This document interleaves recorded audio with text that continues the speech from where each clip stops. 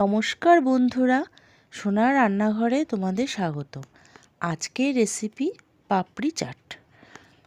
পাপড়ি বানানোর জন্য 2 কাপ ময়দা, সাদা তেল, জোয়ান, কালো জিরে ও সামান্য নুন দিয়ে সমস্ত শুকনো উপকরণ মিশিয়ে ময়ান দিলাম।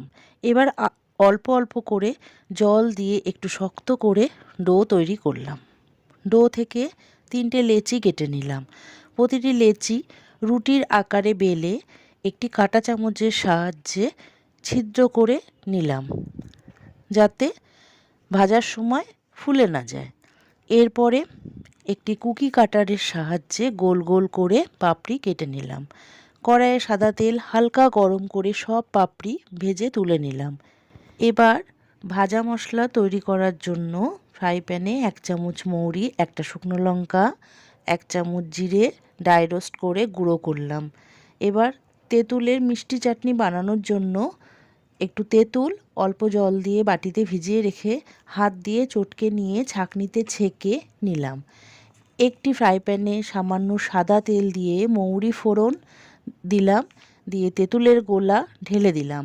এরপরে স্বাদমতো নুন, হলুদ ও চিনি এবং ভাজা মশলা দিয়ে কিছুক্ষণ ফুটিয়ে মিষ্টি চাটনি তৈরি করে নিলাম।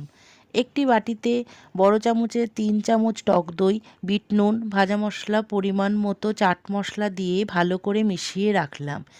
একটি বোলে আগে থেকে সেদ্ধ করে রাখা কাবুলি ছোলা, সেদ্ধ আলু, টমেটো কুচি, পেঁয়াজ কুচি, কাঁচা লঙ্কা কুচি, ভাজা মশলা, বিট নুন, চাট মশলা, 2 চামচ তেঁতুলের চাটনি দিয়ে সব একসাথে ভালো করে মিশিয়ে নিলাম। এবার একটি প্লেটে পাপড়িগুলো সাজিয়ে নিয়ে কাবুলি ছোলা যে মিশ্রণ তৈরি করেছিলাম ওপর দিয়ে মিষ্টি চাটনি ও ভাজা মশলা ও সামান্য নুন দিলাম।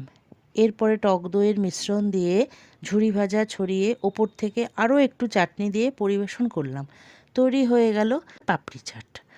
আমার এই রেসিপিটি যদি তোমাদের ভালো লাগে তাহলে প্লিজ একটি লাইক ও সাবস্ক্রাইব করে আমার পাশে থেকো। তোমাদের একটি লাইক ও সাবস্ক্রাইব আমাকে এগিয়ে যেতে অনেক সাহায্য করবে। ধন্যবাদ বন্ধুরা।